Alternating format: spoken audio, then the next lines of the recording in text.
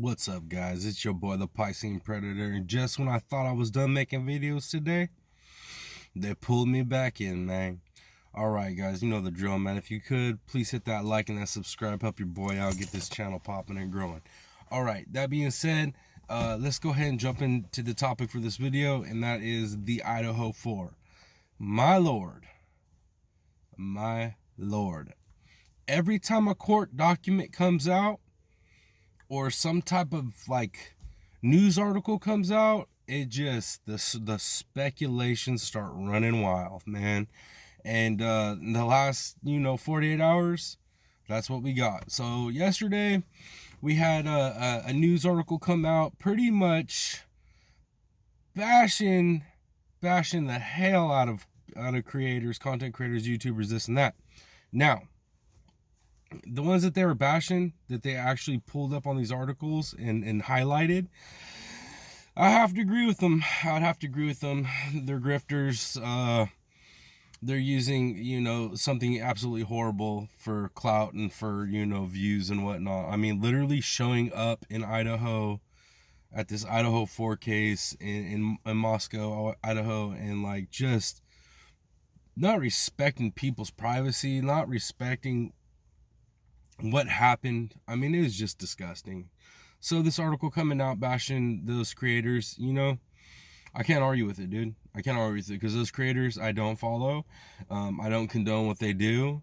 There's show up, get your little clip, report on it like the news, and then leave. Don't go harassing people, man.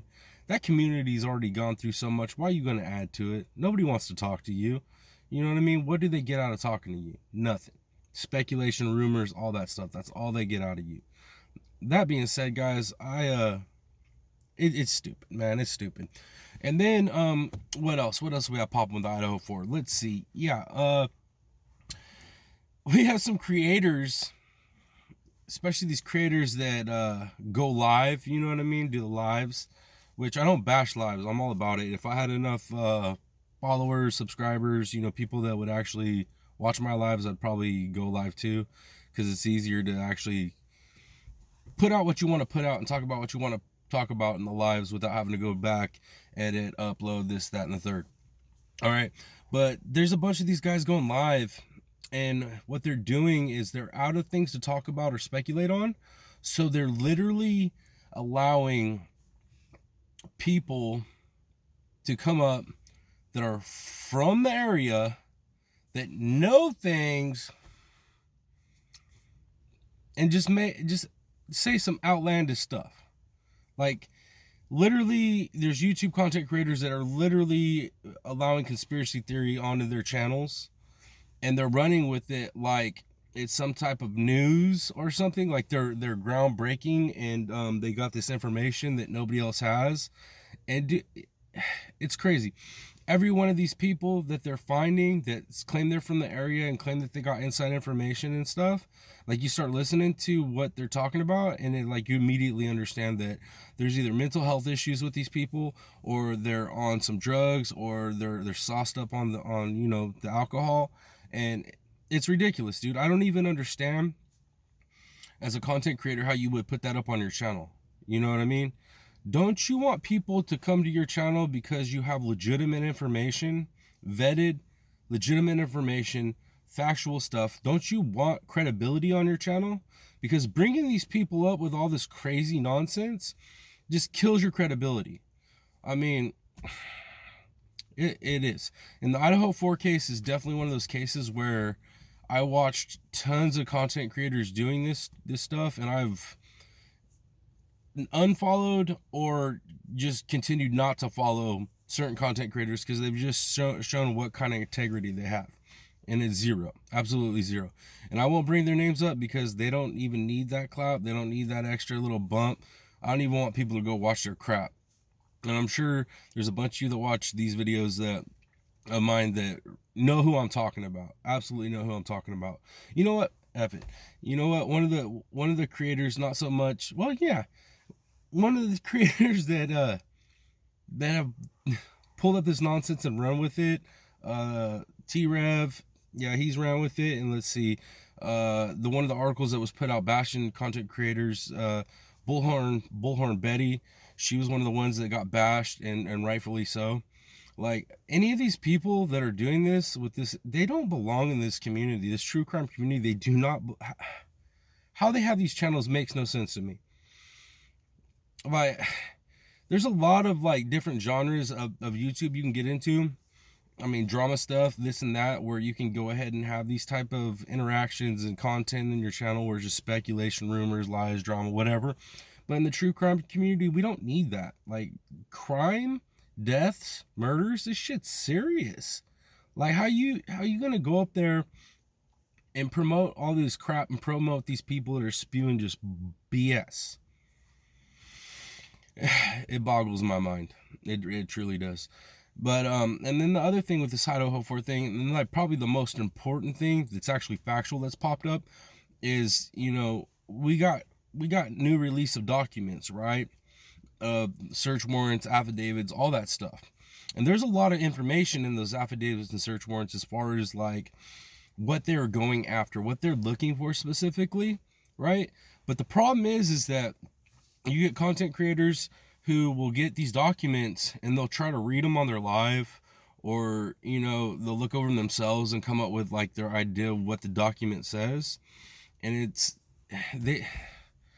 because they don't know how to read these documents and understand what these documents mean, they come up with these wild speculations. You know what I mean? Like, almost like they've solved the case. Like, no.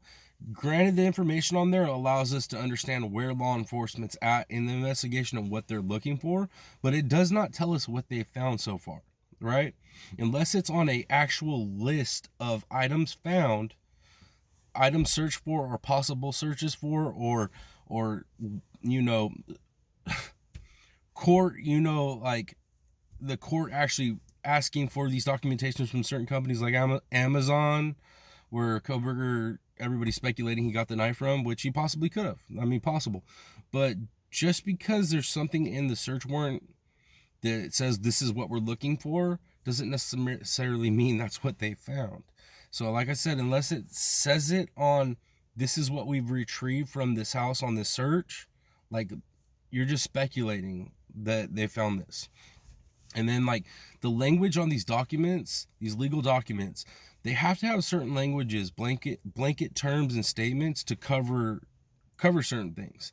And it can be really complicated. And I give people that for being confused with it, but I don't think you should take these documents and run with them on your content and pitch ideas and speculations almost like they're fact, because it's just, when they're not.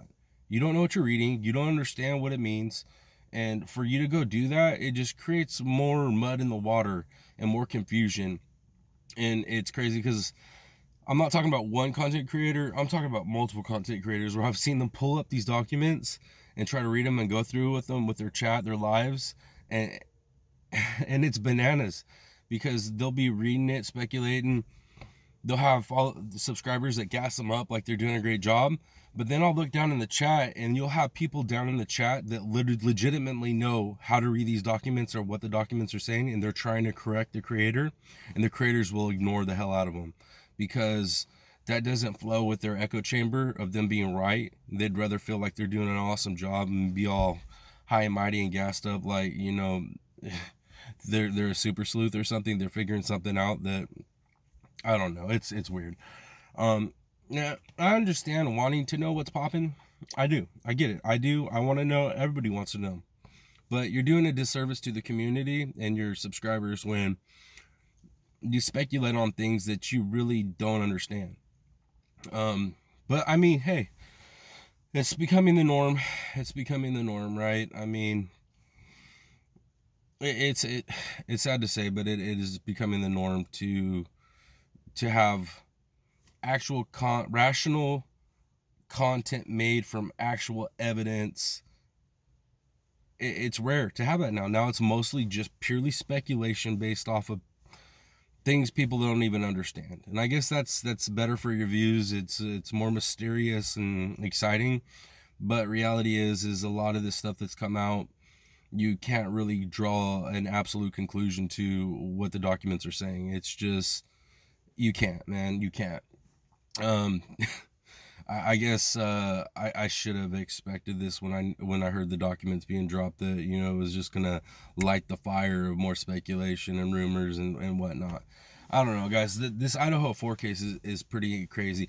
It's the aftermath of it in the true crime community and what's going on in it is just as crazy as the actual murder that took place. It's like, I don't know, man. I think, in all honesty, the content creators would do just as good just to read the documents out, let people, you know, speculate it on their own, but like, don't draw conclusions and work people up and get their ideas in a certain way when you yourself don't know what you're reading.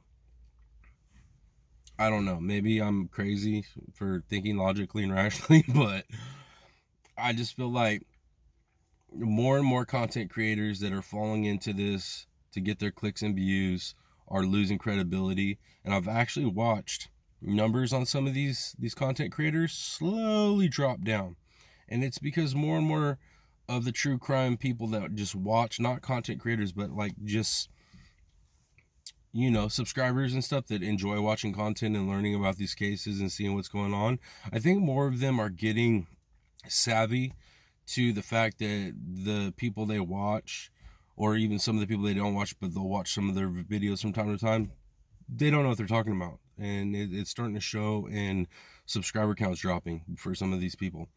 But I guess that is what it is on it, you know what I mean? Like, you can only fool people so long, and you keep serving people BS, then they're eventually going to figure it out and they don't want no more. But anyways, guys, that's my little piece and my opinion on this Idaho4 update and all this crap that's going around on it. Like I said, we're going to know more when the trial actually gets here, and I can't wait for it. I know it's not going to be televised, we're not going to get to watch it, but I can't wait to hear the evidence as it rolls out. And my strong opinion, though, after seeing the search warrants and affidavits and just the whole nine, it looks like if what they're looking for as far as in those search warrants, you know what I mean, if they find what some of the stuff that they're looking for, then he's screwed. Kohberger's screwed. I already feel like he's screwed by the first amount of evidence that they released in those first affidavits and search warrants, but now getting like this 100 and something page report on everything, it just, the big picture, this guy's screwed. And this guy's screwed, and I truly hope all the families involved, the victims' families, push for the death penalty, because I truly think that's they're gonna get it. He's gonna get it. He's gonna be convicted. Like, it's just too much, man. There's too much, absolutely too much against him. And then, like I said, that was just with what was released out the gate. What's in this huge thing? Like, seriously, dead serious, especially the Amazon stuff, right? They're asking for you know, Kohberger's account records for Amazon, and if it truly does come back that he bought that knife on Amazon, it's a wrap, bro. It's a wrap. I don't care if they found the knife or not. You know, they found knives, but they never specified what types of knives.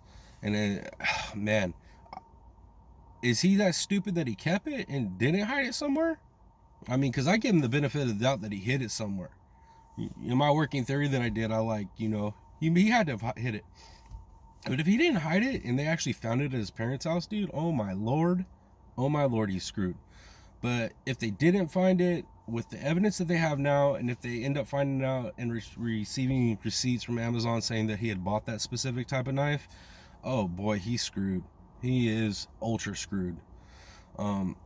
Yeah, so anyways, guys, that's my update. Had to jump on here just to get that out of my system, because it's hard for me to sit back and watch all this different stuff coming out and all these speculations and stuff without me putting my little 2 cents on it, you know what I mean? I try to at least put some rational thought out for, you know, the people that actually watch me, and you know, so I can get their opinions on it, you know. So that being said, if you would like to hit me up down there in the comments and let me know what you think, you guys, on this case, what you think about the content creators and on the wild stuff that people are saying and speculating on. I'd appreciate it. I truly want to know what y'all are thinking on this. Other than that, man, that's about it for this Idaho4. I'm gonna wrap it up. Hope you're all having a wonderful night. It's your boy, the Piscean Predator. Much love, y'all. Peace.